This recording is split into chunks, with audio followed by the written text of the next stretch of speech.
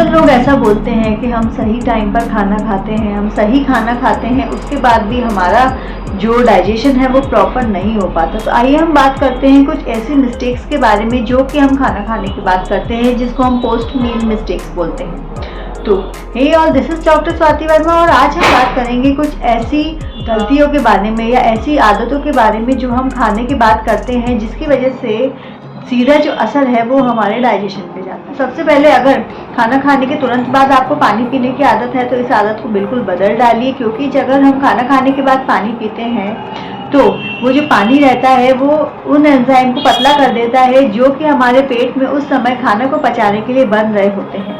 तो जिसकी वजह से डाइजेशन प्रॉपर नहीं हो पाता, जिसकी वजह से स्टोन का बढ़ना या पाचन का स्लो होना या एसिड रिफ्लेक्स जैसी दिक्कत जो है वो आ सकती है।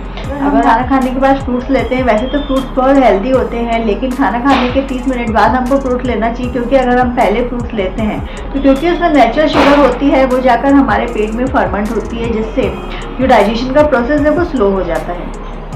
नंबर 3, खाना खाने के तुरंत बाद कभी भी लेटना नहीं चाहिए, चाहे सुबह हो चाहे शाम हो। पाचन हमारा स्लो होता है, जिससे पेट फूलना, एसिडिटी होना, ये दिक्कत हमको आ सकती है।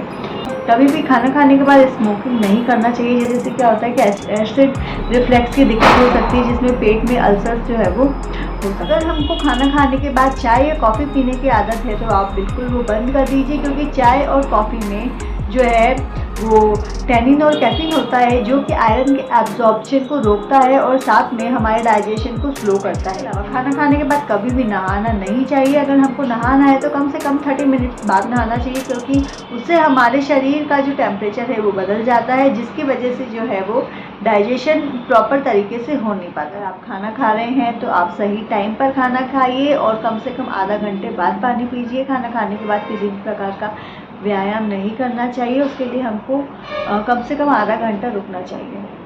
स्वस्थ रहिए, मस्त रहिए, और अगर आपको मेरा वीडियो अच्छा लगा है तो मेरे चैनल को लाइक, सब्सक्राइब और शेयर करिए।